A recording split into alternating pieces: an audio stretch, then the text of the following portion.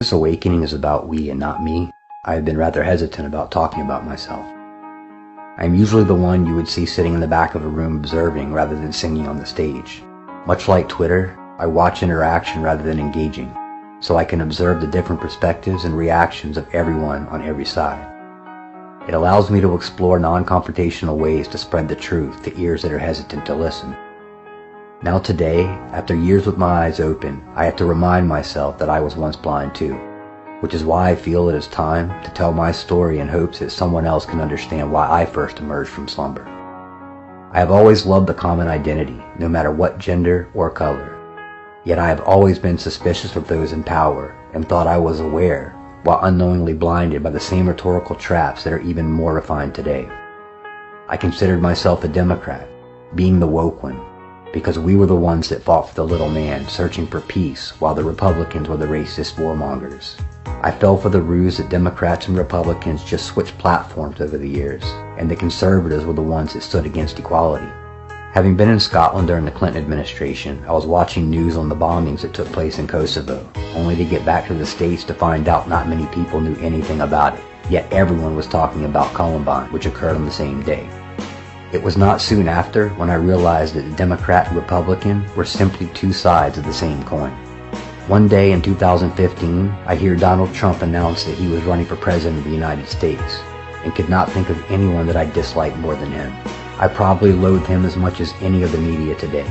To me, he was a narcissist and just another rich man trying to prove he was something. But I knew Hillary was an even more dangerous option. So one day I let go of the hate I had for Trump and listened. It wasn't because of Trump. It was because I have learned over the years that when the media collectively attacks something, there's a sinister reason, especially because they supported Clinton, who I knew was a crook.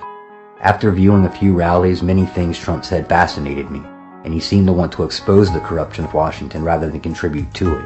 But talk is cheap. Once media started calling Trump a racist, I knew they were trying to control the narrative against him. Regardless of how I felt about Trump personally, I had already read the articles throughout the years of his contribution to urban areas and the awards he had received for his charity to minorities, only to see those same people that celebrated him then calling him a racist today. Immediately into the beginning of his presidency, I noticed that he was actually working towards the things that he had promised, but I also noticed the media refused to acknowledge anything not defamatory to Trump. One day, I learned of a man on 4chan claiming to be an FBI agent who was attempting to inform people of how corrupt and infiltrated our world's governments actually were. It reminded me of what I had read as a young boy through conspiracy books about the Illuminati.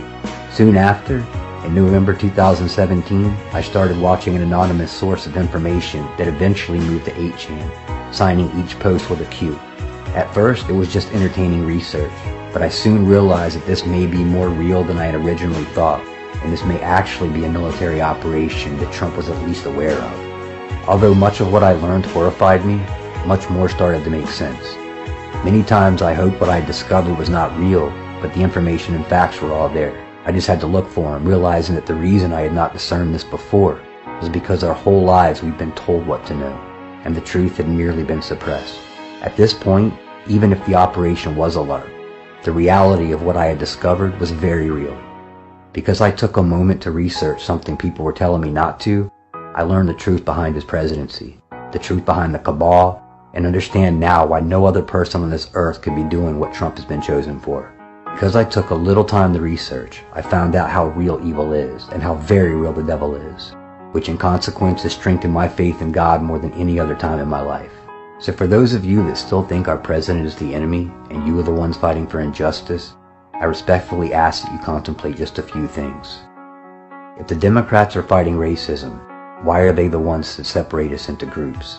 If you are fighting for our ability to speak freely, how can you do that while shutting down my conversation? If liberalism is really about thinking for yourself, how can you let yourselves be so influenced by Hollywood and the mainstream media? Finally, if the liberal code is to fight the man, why would you willingly fight for more government and more rules? We all have the ability and the right to feel differently, think differently, and become anything you desire while simultaneously being tolerant of others' ambitions. To sum this up, I want you to understand that we are all in this together, and even if you resist the truth now, you will have no choice but to eventually see it. And on that day, I will not say I told you so. I will not hold on to the hate I receive now, I will simply help you cope with what you have learned. Although I do want to be part of this history, I do not need others to know I was. I do not make these videos to seek fame. I will never be one to seek riches.